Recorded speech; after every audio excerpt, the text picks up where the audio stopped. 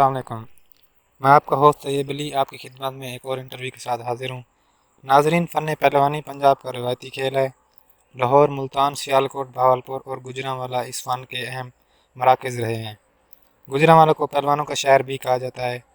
माजी में इस शहर के नामवर शाहज़ोरों में रहीम पहलवान सुल्तानी वाला, रुस्तम हिंद, अबला पहलवान रुस्तम हिंद, हुसैन पहलवान बताशे वाला, यूनुस पहलवान सितारा पाकिस्तान, अच्छा पहलवान शेर पाकिस्तान, यकूब पहलवान, ज़िया पहलवान रुस्तम गुजरांवाला, शरफू पहलवान गुजर, असमत पहलवान, आज़म पहलवान, बशीरा पहलवान तेली, गोगा पहलवान चैम्पियन पंजाब, तारिक पहलवान पिसर यूनुस पहलवान, शाहिद पहलवान आटेवाला रुस्तम पाकिस्तान, शाहिद बाबर पहलवान, रियाज पहलवान पिसर अच्छा पहलवान, पॉपी पहलवान और उमर पहलवान रुस्तम पाक व हिंद ने अंदरून मुल्क और बैरून मुल्क कुश्तियाँ लड़कर अपनी ताकत का लोहा मनवाया। मौजूदा दौर में गुजरांवाला के उभरते हुए नामवर पहलवान इनाम भट्ट का नाम किसी तारुफ का मुताज नहीं। उन्होंने वर्ल्ड बीच रेसलिंग, कॉमनवेल्थ गेम्स और एशियन लेवल पर मुतअद्दिद बार गोल्ड मेडल जीतकर अपने मुल्क व कौम का नाम रोशन किया। आज की नशिस्त में नाजरीन की खिदमत में इनाम भट्ट पहलवान का इंटरव्यू पेश खिदमत है।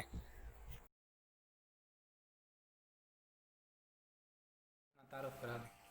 बिस्मिल्लाहिर्रहमानिर्रहीम। मेरा नाम मोहम्मद इनाम भट्ट है और मेरा तल्लुक गुजरांवाला से है।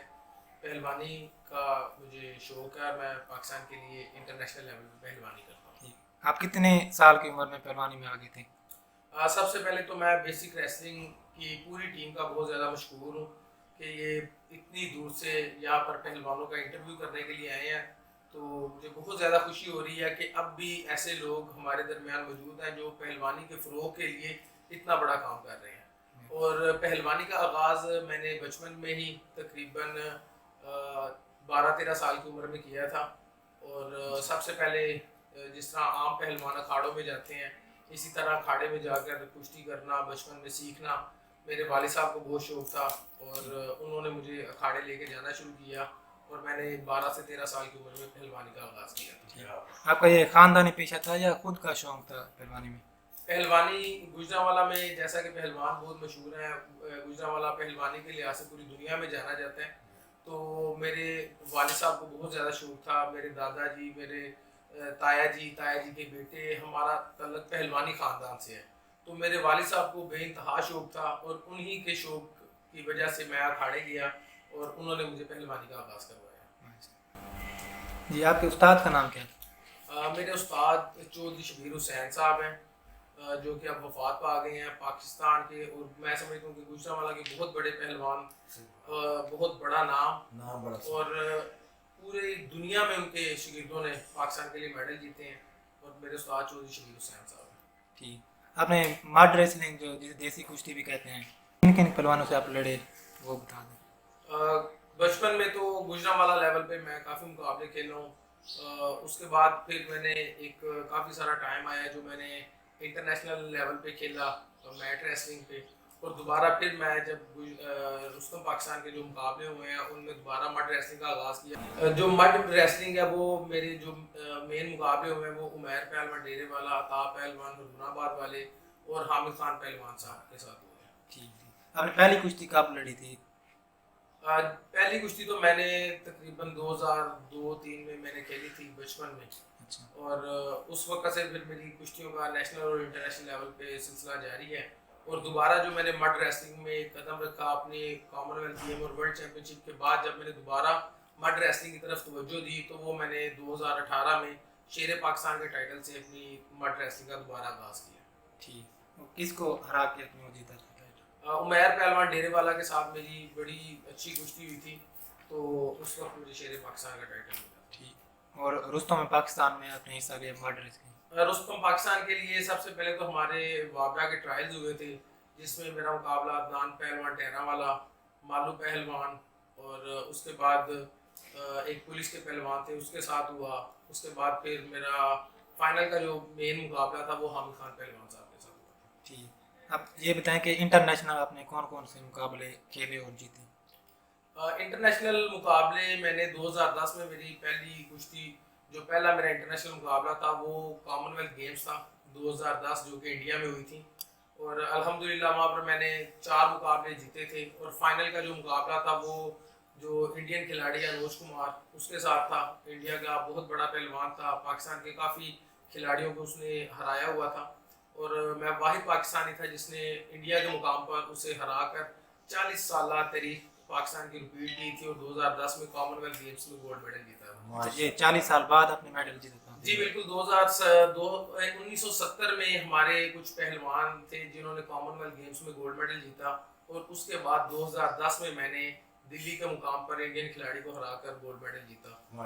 اس کے بعد انٹرنیشنل مقابلوں میں کافی سارے مقابلے میرے چلتے رہے. انڈو پاک کا مقابلہ ہوا تھا پاکستان میں، وہاں پر میں نے انڈین کھلاڑی کو ہرایا.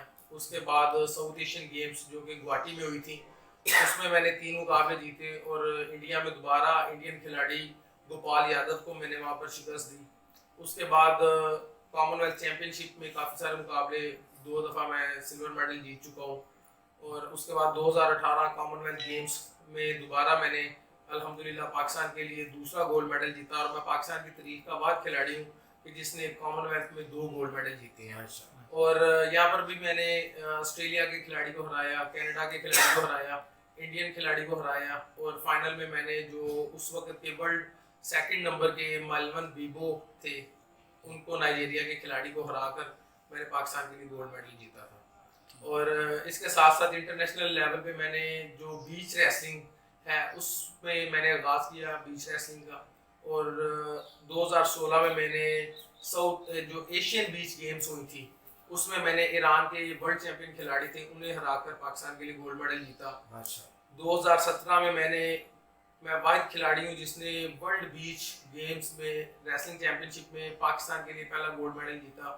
اس میں بھی میں نے ایرانی ورلڈ چیمپئن کو ہرایا تھا. 2018 میں نے دوبارہ گولڈ میڈل جیتا، اور الحمدللہ 2019 میں 3 سال سے لگاتار پاکستان کے لیے ورلڈ چیمپئن کا ٹائٹل جیت رہا ہوں. اور میں نے اولمپک کے جو برونز میڈل کھلاڑی تھے جارجیا کے کھلاڑی انہیں ہرا کر اپنا گولڈ میڈل کی ہیٹرک مکمل کی. اور ایشین لیول پہ کون کون سے مقابلے، ساؤتھ ایشین یا ایشین پہ؟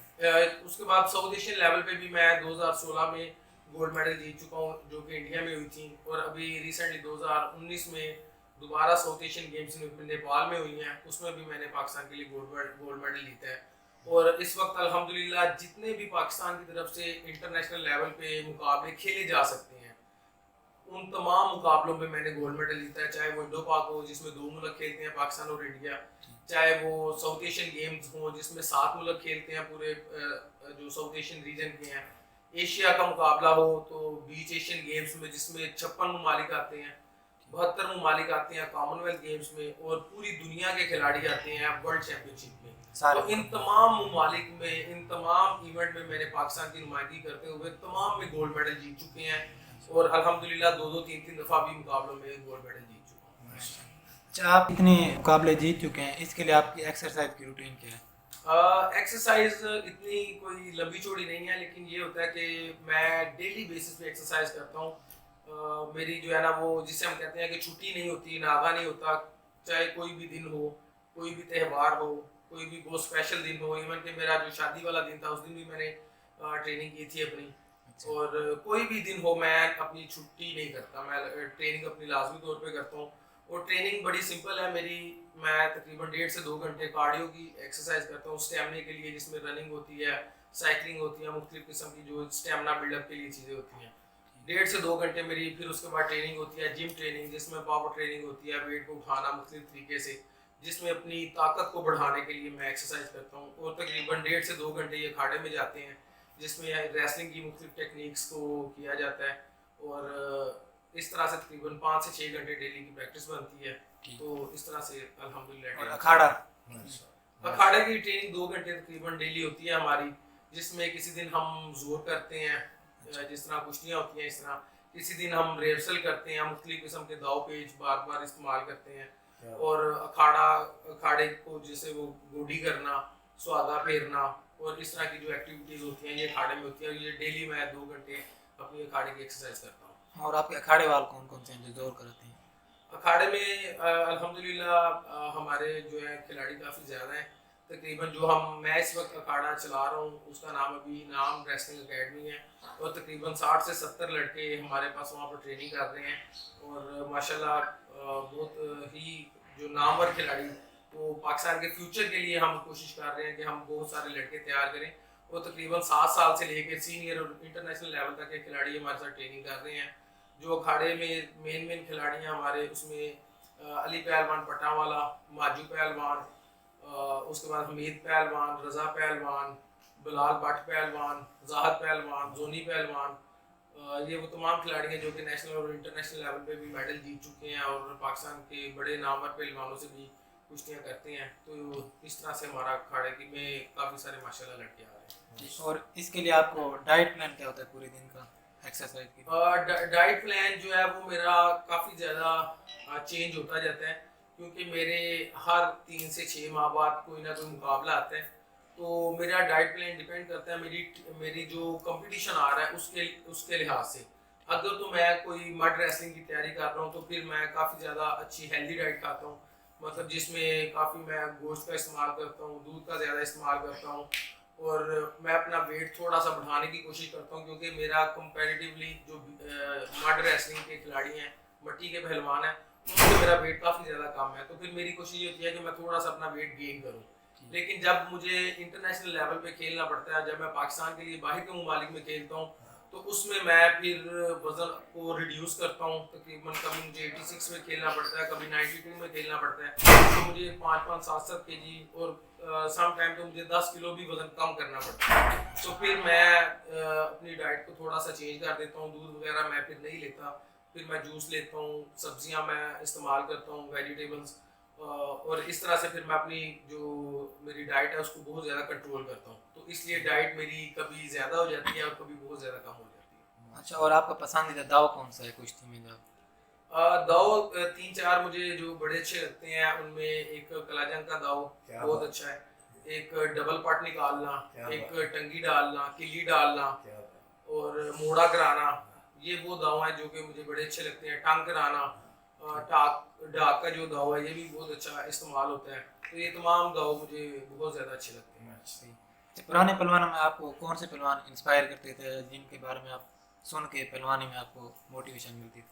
جی، پرانے پہلوان، جب میں نے اکھاڑے میں اپنا قدم رکھا تو اس وقت ہمارے اکھاڑے کے جو ہیرو تھے وہ عمر پہلوان، علی پہلوان، عثمان پہلوان تھے، انہیں دیکھ کر ہم اکھاڑے جاتے تھے، ان سے ہم نے بہت کچھ سیکھا، ان کے ساتھ ہم ٹریننگ کرتے تھے، اور آج میں جو کچھ ہوں وہ اس میں بہت بڑا ایک حصہ انہی کی ٹریننگ کی بدولت ہے۔ اور اس کے بعد جب ہم کیمپ وغیرہ میں گئے تو وہاں پر شاد پہلوان آٹے والا کا نام سنا، وہاں پر ہم نے عبد المجید ماڑو والے پہلوان کا نام سنا، پھر ہمیں پتہ چلا کہ اولمپک میں بشیر پہلوان دوبی جو ہیں وہ اولمپک میں میڈل لے کے آئے ہیں، تو اس طرح سے جیسے جیسے پہلوانی سے ہم روشناس ہوتے گئے، جیسے جیسے پہلوانوں کے بارے میں سنتے رہے، تو اس طرح جو ہے وہ ہمارے فیوریٹ پہلوان بھی چینج ہوتے چلے گئے، اور جب پھر جو ہمارا سرائکی خطہ ہے اس طرف کے پہلوانوں کا سنا، دولی پہلوان کا سنا، ہمارے ساتھ اتنے بڑے لیجنڈ ہمارے یہاں پر موجود ہیں ان کے بارے میں سنا، تو یہ وہ پہلوان ہے کہ جن کو دیکھ کر بہت زیادہ خوشی ہوتی ہے، جن کے قصے سن کر بہت خوشی ہوتی ہے، اور جب انٹرنیشنل لیول پہ سنا جیسے گاما پہلوان کے بارے میں، تو آج بھی ہمارے گھروں میں باتیں ہوتی ہیں، جیسے جو ہمارے پہلوان گزرے ہیں جارا پہلوان، تو ان کا بھی ہمارے گھروں میں ذکر ہوتا ہے، تو یہ وہ پہلوان ہے کہ جن کے قصے کہانیاں سن سن کے ہمیں شوق ہوا، جنہیں دیکھ دیکھ کر ہم انسپائر ہوئے، اور ان کو دیکھ دیکھ کر ہی ہم پہلوانی آگے لے کر جاتے ہیں۔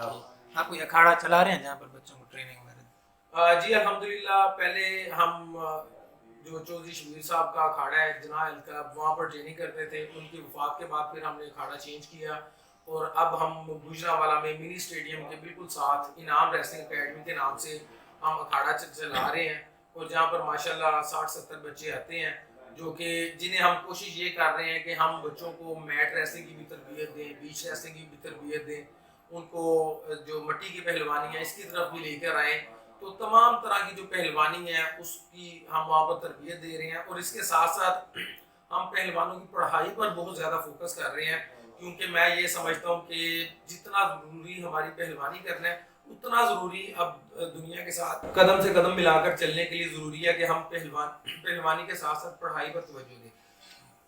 الحمدللہ ہمارے تقریباً جو پہلوان ہیں اب جو نئے آ رہے ہیں وہ تمام کسی نہ کسی اکیڈمی میں کسی نہ کسی اسکول کالج میں تعلیم حاصل کر رہے ہیں. کتنے بچے ہیں جو آپ کے اکھاڑے میں ابھی؟ تقریباً 60 سے 70 بچے ہیں اور الحمدللہ 7 سال سے لے کر ہمارے پاس تقریباً سینئر لیول تک بچے ہیں. اس میں انڈر 15 کی ٹیم بھی ہے ہمارے پاس, انڈر 17 کی بھی ہے, انڈر 20 کی بھی ہے, نیشنل لیول کی بھی ہے.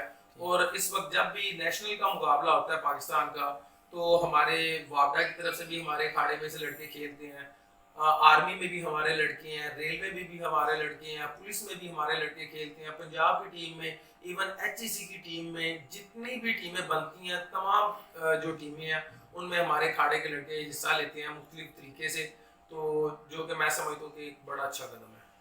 اچھا, یہ دنگل جو کرائے جاتے ہیں, ایونٹس ہوتے ہیں, بڑے ایونٹس ہوتے ہیں پہلوانوں کے لیے, تو وہ پہلوانوں کو موٹیویٹ کرتے ہیں, لیکن گوجرانوالا میں اتنے دنگل نہیں ہوتے, پھر بھی پہلوانی سب سے زیادہ ہو رہی ہے گوجرانوالا میں پاکستان کے اور علاقوں کی نسبت, تو اس کی کیا وجوہات ہیں؟ گوجرانوالا میں جو پہلوانی ہو رہی ہے اس کی جو بیسک ایک ریزن ہے وہ یہ ہے کہ یہاں پر میٹ ریسلنگ کا بہت زیادہ ٹرینڈ چل چکا ہے, اور اس کے ساتھ ساتھ جب بھی انٹرنیشنل لیول پر میڈل آتے ہیں تو جو ہماری قوم ہے, جو ہمارے بچے ہیں, وہ موٹیویٹ ہوتے ہیں اپنے سٹارز کو دیکھ کر. اپنے جو بھی چیز آپ ٹی وی پر دیکھتے ہیں, جب پتہ چلتا ہے کہ جی انعام پہلوان یا اسد پہلوان یا عمیر پہلوان یا اظہر پہلوان میڈل لے کر آ رہے ہیں اور حکومت ان کو بڑی زیادہ وہ فیسیلیٹیٹ کر رہی ہے, تو اسی طرح پھر بچے انسپائر ہوتے ہیں. اور گوجرانوالا میں کیونکہ گوجرانوالا پہلوانوں کا شہر ہے, یہاں پر جگہ جگہ اکھاڑے موجود ہوتے ہیں, تو اس لیے یہاں پر وہ پہلوانی کرنا آسان ہوتا ہے, کیونکہ جس چیز کی سہولت موجود ہوتی ہے اس چیز کو پھر کرنا بھی آسان ہوتا ہے. تو اس وجہ سے, اور اس کے علاوہ جو پہلوانی خاندان ہے وہ بھی اپنے بچوں کو پہلوانی میں لے کر آتے ہیں. اور اب جو ہے پہلوانی کا جو گوجرانوالا میں اس لیے زیادہ ہو رہی ہے کیونکہ یہاں پر جتنے اسکول ہیں, جتنے کالج ہیں, وہ ان کی پہلوانوں کی ٹیمیں بن رہی ہیں, تو اس وجہ سے بھی پہلوانی کافی زیادہ ہو رہی ہے. جیسے کہ میں پنجاب کالج کا ذکر کروں گا کہ اگر کوئی بھی بچہ صرف اپنے سٹی لیول پہ بھی پہلوانی کرتا ہے تو اسے فری آف کاسٹ اس کی جو ہے نا ایجوکیشن کا سارا خرچہ وہ بالکل معاف ہو جاتا ہے, اور وہ پہلوانی بیس پر اس کا ایڈمیشن ہوتا ہے جو کہ لاکھ لاکھ روپے فیس ہے. تو اس لیے بھی بچے جو ہے نا وہ پہلے تو اپنے کالج کے ایڈمیشن کے لیے آ جاتے ہیں, پھر جب سال 2 سال وہ پہلوانی کرتے ہیں, پہلوانی میں بھی بہتر ہو جاتے ہیں, کچھ کشتیاں پڑھنا شروع ہو جاتی ہیں, پھر ان کی آگے یونیورسٹی لائف شروع ہو جاتی ہے جو کہ 4-4-5-5 لاکھ روپے فیسیں ہیں. تو اس وجہ سے بھی بچے یہاں پر زیادہ آتے ہیں کہ یہاں پر تمام طرح کی سہولت موجود ہے. اور میں سمجھتا ہوں کہ پہلوانی کے فروغ میں پنجاب کالج نے, یونیورسٹی آف سینٹرل پنجاب نے, اور مختلف گروپس ہیں جو سپورٹ کر رہے ہیں پڑھائی کو, اس وجہ سے بھی پہلوانی کافی زیادہ فروغ پا رہی ہے. اچھا, یہ مٹی والی کشتی اور میٹ والی ریسلنگ, ان میں فرق کیا ہے, آپ کیا فرق دیکھیں؟ مٹی والی اور جو میٹ والی کشتی ہے اس میں کچھ بیسک فرق ہیں. سب سے پہلے تو ویٹ کیٹیگریز کا فرق ہے. مڈ ریسلنگ میں اوپن ویٹ ہوتا ہے, کسی کے ساتھ بھی کھیل سکتے ہیں, جبکہ جو ہماری میٹ ریسلنگ ہے اس میں ویٹ کیٹیگریز ہوتی ہیں. 55 والے نے 55 والے کے ساتھ کھیلنا ہے اور 100 والے نے 100 والے کے ساتھ کھیلنا ہے. تو اس لیے سب سے پہلے ویٹ کیٹیگریز کا ڈفرینس, اس کے بعد سرفیس کا ڈفرینس آتا ہے کہ اس میں مٹی پر کشتی ہوگی, اس پہ میٹ پہ کشتی ہوگی. اور اس کے بعد جو مڈ ریسلنگ ہے اس کا ایک ہی رول ہے کہ آپ نے کمر لگائی اور کشتی ختم ہو جائے گی, جبکہ میٹ ریسلنگ پہ مختلف پوائنٹ ہوتے ہیں. اگر آپ نے کمر پکڑ لی تو اس کے 2 پوائنٹ ہیں, اگر آپ نے اپنے کھلاڑی کو, اپنے اپوننٹ کو اچھال کے کمر لگا دی تو اس کے 4 پوائنٹ ہیں, اگر آپ نے کمر لگا کے رکھی تو وہ بالکل ختم ہو جاتی ہے, فال پوزیشن آ جاتی ہے. تو اس طرح سے اس کے کچھ رول بنائے گئے ہیں, اور اس کا ٹائم ڈیوریشن کا بھی فرق ہے. جو میٹ ریسلنگ ہے اس کے 3-3 منٹ کے 2 راؤنڈ ہوتے ہیں, 6 منٹ پر محیط ہوتی ہے, اور جو ہماری مڈ کی کشتی ہے وہ تو جب بھی ختم ہو جائے. تو یہ جو بیسک ڈفرینس ہے وہ پہلوانی میں یہ ہے. اچھا, آج کے جو نوجوان بچے ہیں اگر وہ ریسلنگ کو ایز اے پروفیشن چوز کریں تو وہ کیا حاصل کر سکتے ہیں اس میں؟ جی, ریسلنگ کو پروفیشنل اگر آپ کرنا چاہتے ہیں تو میں سمجھتا ہوں کہ اس سے بہتر کھیل ہی کوئی نہیں ہے. مٹی کا کھیل ہے, اور اس کے بعد سب سے جو ضروری چیز ہے کہ اگر ہم اس کو اچھے طریقے کے ساتھ کریں تو اس میں بڑا اچھا فیوچر ہے. بچوں کو جابس مل جاتی ہیں, آرمی میں بہت اچھی بچے ہمارے جاب کر رہے ہیں, بہت بڑے پہلوان کر رہے ہیں, وابڈا میں جاب کر رہے ہیں, اور اس کے ساتھ ساتھ آپ کو دنگل وغیرہ کھیلنے کا موقع ملتا ہے. اور سب جو میں سمجھتا ہوں کہ یہاں پر بہت ضروری چیز ہے وہ یہ ہے کہ آپ برائی سے بچ جاتے ہیں, آپ نشے سے بچ جاتے ہیں, آپ اپنی جو طاقت ہے اپنی ذات کو سنبھالنے کی کوشش کرتے ہیں. کیونکہ جب بھی ہمارے اکھاڑے میں کوئی بچہ پہلے دن آتا ہے تو اس کو کچھ اصول بتائے جاتے ہیں, اور جو سب سے مین اصول ہوتا ہے وہ یہ ہوتا ہے کہ اس نے اپنی جسم کا, اپنے لنگوٹ کا خیال رکھنا ہے, اس نے پاک رہنا ہے. اس کے ساتھ ساتھ اس کو تربیت اس کی یہ کی جاتی ہے کہ اس نے بڑوں کے ساتھ ادب کے ساتھ پیش آنا ہے. تو یہ پہلوانی صرف ایک کھیل نہیں ہے, یہ پورا ایک زندگی گزارنے کا ایک طریقہ کار ہے جسے کوئی بھی بندہ اپنا لے تو وہ بہت اچھے طریقے کی زندگی گزار سکتا ہے. اچھا, آج کے جو پہلوانی کر رہے ہیں ان کو کوئی مشورہ دینا چاہیں؟ جو اس وقت ہمارے پہلوان ٹریننگ کر رہے ہیں ان سے میں ایک ہی درخواست اور ایک ہی اپیل کروں گا کہ ہمیں تھوڑا سا اپنے ذہن کو بڑے لیول پر سوچنا ہے. ہمیں اپنے گوجرانوالا لیول پہ, ہمیں ڈسٹرکٹ لیول پہ, ہمیں صوبائی لیول پر نہیں سوچنا چاہیے. ہمیں چاہیے کہ ہم انٹرنیشنل لیول پہ سوچیں. میں نے جب اپنی پہلوانی کا آغاز کیا تو 2010-2009 میں نے اپنی مڈ والی ریسلنگ چھوڑ دی اور سارا فوکس میں نے اپنا انٹرنیشنل لیول پہ کیا, کیونکہ رستم پاکستان انعام بھی بن سکتا ہے, عثمان بھی بن سکتا ہے, کوئی بھی بندہ بن سکتا ہے, وہ پاکستان کے اندر ہی ہے. اگر آپ نے کچھ کرنا ہے تو ہمیں پاکستان کے لیے کچھ کرنا چاہیے, ہمیں انٹرنیشنل لیول پہ سوچنا چاہیے. ہمیں یہ سوچنا چاہیے کہ ہم انٹرنیشنل لیول پہ جا کر پاکستان کے لیے میڈل جیتے, اس میں پاکستان کا سارا وقار ہے. جب میں پہلی دفعہ ورلڈ چیمپئن شپ کھیلنے گیا تو لوگوں نے مجھے ٹیررسٹ کی طرح بہیو کیا کہ یہ پاکستان سے کوئی بندہ آیا, یہ شاید ٹیررسٹ آ گیا. اور جب میں نے وہاں پر مقابلے کھیلے اور پاکستان کے لیے جب میں نے گولڈ میڈل جیتا تو وہی لوگ پاکستان کا پرچم پکڑ کے تو ہمارے ساتھ تصویریں کھچا رہے تھے. تو ہم نے یہ پاکستان کا امیج پوری دنیا میں لے کے جانا ہے. ہمارے جو لوکل جو کھلاڑی ہیں, جو میں یہ دیکھتا ہوں کہ جو مختلف اکھاڑے ہیں اس میں کافی زیادہ ایک دوسرے کے ساتھ وہ ٹسل بازی ہوتی ہے, آپس میں زور نہیں کیے جاتے. تو میں دف بازی جو ہوتی ہے, تو میں یہی ریکویسٹ کروں گا کہ ہمیں دف بازی سے نکل کے اگر ہم سب مل کے ٹریننگ کریں تو انٹرنیشنل لیول پر ہم بہت زیادہ میڈل جیت سکتے ہیں. کیونکہ میں تمام انٹرنیشنل لیول پہ کھیل کے آیا ہوں, ورلڈ میں بھی میڈل ہے, ایشیا میں بھی میڈل ہے, کامن ویلتھ میں بھی میڈل ہے. تو اگر ہم تھوڑا سا یونائٹ ہو کر سوچیں, ایک دوسرے کے ساتھ مل کے سپورٹ کر کے چلیں, تو ہم سب انٹرنیشنل لیول پر کھیل سکتے ہیں اور پاکستان کے لیے بہت بڑا نام کما سکتے ہیں. اور گورنمنٹ کیا اقدام کرے تو پہلوانی ہماری انڈیا سے بہتر ہو سکتی ہے ورلڈ سے؟ گورنمنٹ کے حوالے سے کچھ چیزیں جو بہت اچھی ہیں میں ان کو بھی ہائی لائٹ کرنا چاہوں گا, اور وہ یہ ہے کہ گورنمنٹ نے ایک ٹارگٹ سیٹ کر دیا ہوا ہے جس میں کافی سارے میں دیکھتا ہوں کہ پہلوان کمپلین کرتے ہیں کہ گورنمنٹ ہمارے ساتھ بالکل تعاون نہیں کرتی. لیکن جہاں پر گورنمنٹ تعاون کرتی ہے ہمیں گورنمنٹ کو کریڈٹ بھی دینا چاہیے, اور جہاں پر تعاون نہیں کرتی اس طرف ہمیں روشنی بھی ڈالنی چاہیے کہ اس سیکٹر میں تعاون کرنا چاہیے. سب سے پہلے میں بات کرتا ہوں کہ جو حکومت تعاون کرتی ہے, آپ یہ دیکھیں کہ جو ساؤتھ ایشین گیم ہے جس میں صرف 8 ملک آتے ہیں پوری دنیا سے, اس میں اگر کوئی بھی پہلوان گولڈ میڈل جیتے تو اس کو 10 لاکھ روپیہ ملتا ہے. وہ میں نے بھی لیا ہے, وہ ہمارے بہت بڑے بڑے پہلوان جو ہیں, جانی پہلوان نے 10 لاکھ روپیہ لیا ہے. اگر اس میں سلور میڈل لیں 5 لاکھ روپیہ ملتا ہے, اگر اس میں براؤن میڈل لیں 2 لاکھ روپیہ ملتا ہے. اس کے بعد کامن ویلتھ گیمز میں حکومت پاکستان 50 لاکھ روپے کا انعام دیتی ہے. جو پہلوان بھی کامن ویلتھ گیمز میں گولڈ میڈل جیتے گا اس کو 50 لاکھ روپیہ ملے گا. الحمدللہ 2010 میں میں نے جیتا, 2018 میں میں نے جیتا. اور آپ یہ دیکھیں کہ اظہر پہلوان ملا جو کہ 2010 میں 57 kg میں کھیلتے ہوئے 50 لاکھ روپیہ گولڈ اور 20 لاکھ روپیہ سلور کا 70 لاکھ روپیہ انہوں نے کمایا. تو یہ گورنمنٹ آف پاکستان نے دیا ہے. اگر وہ ساری زندگی بھی دیسی پہلوانی کرتے تو وہ اتنے پیسے نہیں کما سکتے تھے. تو یہ بھی گورنمنٹ آف پاکستان نے دیا ہے. اگر ہم اولمپک میں میڈل لاتے ہیں تو اس کا 1 کروڑ روپے کا اعلان ہے.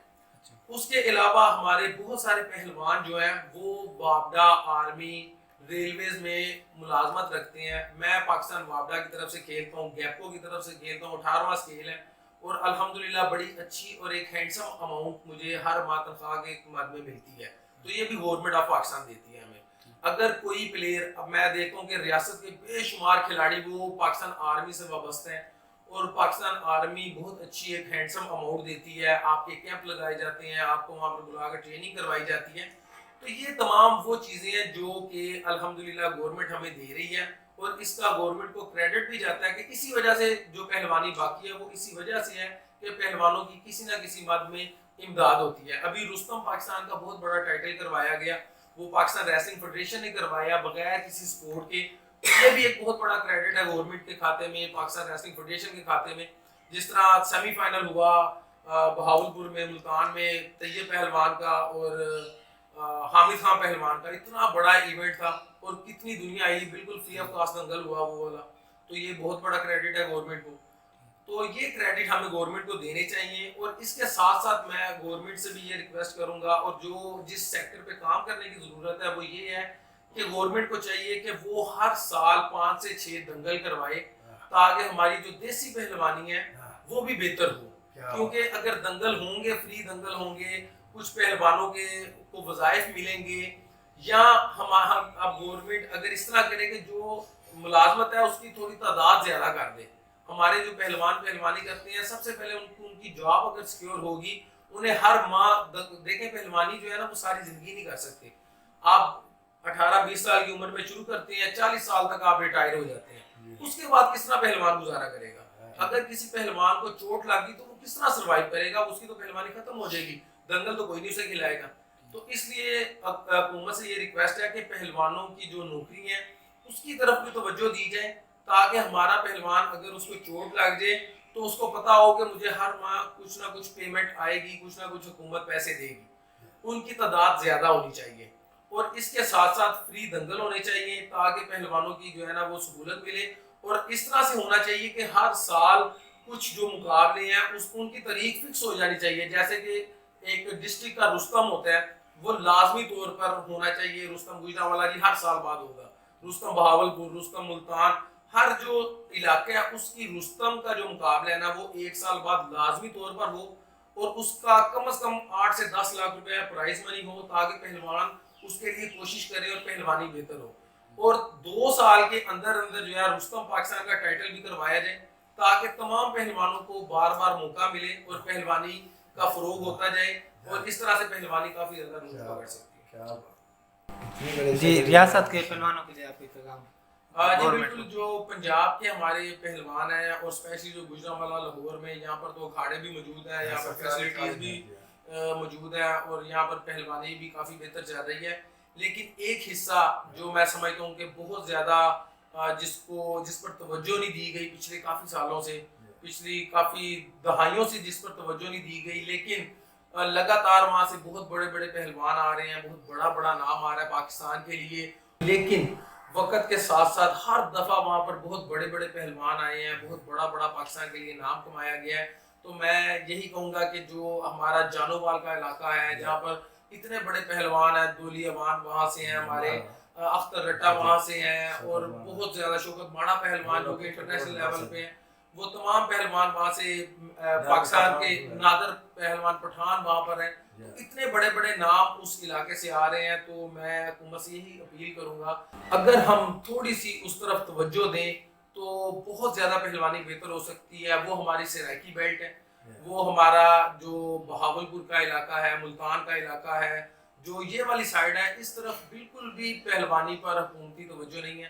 میں سمجھتا ہوں کہ بہت زیادہ ضروری ہے کہ ہم اگر پہلوانی میں ورلڈ میں اور اولمپک میں میڈل جیتنا چاہتے ہیں تو اس خطے میں پہلوانی کا فروغ ملنا ہونا چاہیے. یہاں پر جو بہت اچھے اچھے اکھاڑے ہونے چاہیے, یہاں پر جو پہلوان ہیں ان کو میٹ کی سہولت ملنی چاہیے. اور جو بہت زیادہ ضروری سمجھتا ہوں میں یہ کہ یہاں پر دنگل کروانے کی ایک پراپر جگہ کا ایک اسٹیڈیم بنا دینا چاہیے جو ریسلنگ کے لیے مختص ہو, جہاں پر پہلوانوں کا دنگل ہونا بہت زیادہ آسان ہو. ابھی یہ ہوتا ہے کبھی کسی طرف جا کر جو ہے وہ ہمیں پہلوانوں کو اجازت نامہ لینا پڑتا ہے, کبھی کسی جگہ جا کر اجازت نامہ لینا پڑتا ہے, کبھی کوئی دوسرا ایونٹ ہو رہا ہوتا ہے. تو اس وجہ سے بہت زیادہ ڈسٹربنس ہوتی ہے ہمارے ٹھیکیدار حضرات کو. تو اس لیے میں حکومت سے اپیل کرتا ہوں کہ جو ہمارے سرائکی خطہ ہے یہاں پر بہت زیادہ پہلوانی ہے, جانووال میں بہت زیادہ پہلوانی ہے, بہاولپور میں بہت زیادہ پہلوانی ہے, اور اس کے بعد جتوئی والے علاقے میں بہت زیادہ پہلوانی ہے, بہت زیادہ شوق ہے. تو ان علاقوں میں ہر شہر میں کم از کم ایک اکھاڑا اور پوری فیسلٹیز جس میں ایک ریسلنگ میٹ ہو جس کو مکمل طور پر کور کیا جائے, اور کم از کم ایک اسٹیڈیم جہاں پر دنگل ہو, یہ بہت زیادہ ضروری ہے. اگر آج سے ہم اس پر کام شروع کر دیں تو آنے والی اولمپک, آنے والی ورلڈ چیمپئن شپ میں 3 سے 4 سال میں ہم انشاءاللہ ضرور میڈل جیتیں گے. جو یہ شکایت ہے کہ میں مڈ ریسلنگ کی طرف کم توجہ دے رہا ہوں, اس کی صرف وجہ یہ تھی کہ میری جو فرسٹ پریارٹی تھی وہ پاکستان تھا, کیونکہ مڈ ریسلنگ کے جو مقابلے ہیں وہ تو ہم آپس میں ہیں, کوئی بھی آپس میں کھیل سکتا ہے, دنگل ہمارے آلریڈی چل رہے ہیں, لیکن جو میری فرسٹ پریارٹی تھی وہ 2010 سے انٹرنیشنل لیول پہ تھی, اور الحمدللہ میں نے پھر پاکستان کے لیے سرو بھی کیا اور پاکستان کے لیے میڈل بھی جیتے ہیں. اب انشاءاللہ میری کوشش ہے کہ جس طرح جو پاکستان کے بڑے بڑے نامور پہلوان ہیں اور جو بھی پہلوان میرے ساتھ کھیلنا چاہتے ہیں, میں انشاءاللہ ان کے ساتھ ضرور مقابلہ کروں گا. اور میں یہ سمجھتا ہوں میرا رستم پاکستان میں آنے کا مقصد بھی یہ تھا کہ انٹرنیشنل لیول پہ کھیل لیا, اب مجھے میری ضرورت تھی, ہماری جو لوکل سپورٹس ہے, ہماری جو ثقافتی کھیل ہے, اس کو میری ضرورت تھی, تو اسی وجہ سے میں نے رستم پاکستان میں پارٹیسپیٹ کیا, اور اسی وجہ سے اب انشاءاللہ میں جو ہے نا اس میں ضرور مقابلے کھیلوں گا, اور انشاءاللہ آنے والے وقت میں آپ مجھے مڈ ریسلنگ میں بھی دیکھیں گے اور اس کے ساتھ ساتھ انٹرنیشنل لیول پہ بھی دیکھیں گے. ٹھیک ہے جی, بہت مہربانی. یہ میرے کچھ جو انٹرنیشنل مقابلے جو میں نے پاکستان کے لیے جیتے ہیں, یہ کچھ میڈل ان میں سے لگائے ہوئے ہیں. تو یہ جو میرا پہلا مقابلہ تھا 2010 میں دلی میں نے جیتا تھا کامن ویلتھ گیمز 2010, تو یہ والا گولڈ میڈل میں نے اس وقت جیتا تھا. یہ commonwealth games commonwealth wrestling championship 2017 میں نے سلور میڈل جیتا. یہ جو میڈل ہے اس سے میں نے پاکستان کی تاریخ بنائی تھی, اور ورلڈ بیچ ریسلنگ چیمپئن شپ 2017 میں نے گولڈ میڈل جیتا.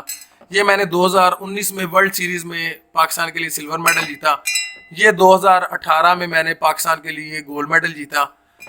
یہ 2016 میں نے انڈیا میں جو ساؤتھ ایشین گیمز ہوئی تھی, انڈین کھلاڑی کو ہرا کر گولڈ میڈل جیتا. یہ والا گولڈ میڈل میرا سب سے بڑا گولڈ میڈل ہے, جس میں نے اولمپک کے جو برونز میڈل ہیں ان کو ہرایا تھا جارجیا کے کھلاڑی کو, اور پاکستان کے لیے ورلڈ بیچ گیمز 2019 میں گولڈ میڈل جیتا تھا. یہ میں نے ایشین بیچ گیمز میں گولڈ میڈل جیتا تھا 2014 میں. یہ 2016 میں نے ایشین بیچ گیمز میں گولڈ میڈل جیتا, ایرانی کھلاڑی کو ورلڈ چیمپئن کھلاڑی کو ہرایا تھا. یہ میں نے 2018 میں گولڈ میڈل جیتا کامن ویلتھ گیمز میں, جس میں نے ورلڈ سلور میڈل میلون بیبو کو ہرایا. یہ میں نے 2016 میں کامن ویلتھ ریسلنگ چیمپئن شپ میں گولڈ میڈل جیتا. یہ والا جو گولڈ میڈل ہے یہ میرا بالکل لیٹسٹ گولڈ میڈل ہے. ساؤتھ ایشین گیمز 2019 میں نے پاکستان کے لیے گولڈ میڈل جیتا. یہ میرے استاد محترم کی تصویر ہے جو کہ وفات پا چکے ہیں, جنہوں نے مجھے پہلوانی کرائی, اور سارا کریڈٹ انہیں جاتا ہے. اور یہ صدر پاکستان کی طرف سے مجھے پرائڈ آف پرفارمنس ملا ہے, اور کسی بھی پہلوان کو ہسٹری میں شاہد پہلوان آٹے والے کو جو ہے نا وہ ہسٹری میں پہلی دفعہ گولڈ یہ ملا تھا صدر پاکستان کی طرف سے ایوارڈ, اور اس کے بعد میں دوسرا پہلوان ہوں پاکستان کی طرف سے جس نے صدر پاکستان کی طرف سے پرائڈ آف پرفارمنس کا ایوارڈ جیتا ہے. یہ جو نیچے والا یہ میڈل ہے یہ پاکستان کے کچھ میڈل ہیں, مختلف جو ہے کچھ یونیورسٹیز کی طرف سے کھیلے, کچھ پنجاب لیول کی طرف سے کھیلے, تو ان میں سے کچھ میڈل یہاں پر میں نے لگائے ہوئے نیشنل لیول کے. یہ جو میڈل ہیں یہ صدر پاکستان کی طرف سے مجھے جو ملا صدارتی ایوارڈ برائے حسن کارکردگی. پاکستان کی طرف سے جو میں نے مڈ ریسلنگ میں اچیومنٹ جیتی جو دیسی پہلوانی میں, وہ یہ 2 گرجی ہیں. شیر پاکستان کی گرج جو کہ میں نے 2018 میں جیتی تھی, اور الحمدللہ یہ رستم پاکستان کی گرج ہے جو کہ میں نے 2019 میں ریسنٹلی ابھی جیتی ہے.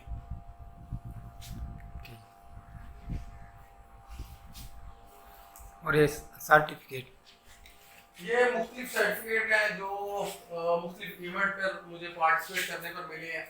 یہ شہید بھگت سنگھ ٹورنامنٹ تھا, یہ کامن ویلتھ کی سنت ہے 2018 کی, یہ ایک ٹریننگ کی تھی ہم نے, اس کا ڈپلوما ہے. یہ پوکٹ میں جو برونز میڈل جیتا اس کا ہے, وہ تختی کپ ایران کا ہے. 2010 کامن ویلتھ گیمز وہ سنگاپور ایشیا کا جو مقابلہ ہوا تھا. اور یہ کچھ میں نے تصویریں لگائی ہوئی ہیں, یہ بڑی اسپیشل تصویریں ہیں. یہ تمام جو ہے مقابلے میرے انڈیا کے خلاف جو ہوئے ہیں وہ میں نے یہاں پر لگائے ہیں. یہ 2010 انوج کمار پہلوان کے ساتھ ہوا تھا. یہ 2013 انڈو پاک میں مقابلہ ہوا تھا ہمارا, وہ کامن ویلتھ چیمپئن شپ میں جب میں نے انڈین کھلاڑی کو ہرایا تھا. تو اور وہ جو ہے 2016 میں جب میں نے انڈین کھلاڑی کو ہرایا تھا ساؤتھ ایشین گیمز میں. تو یہ جو انڈین کھلاڑی کے ساتھ جو میرے مقابلے ہوئے ہیں ان کی تصویریں یہاں پر میں نے لگائی.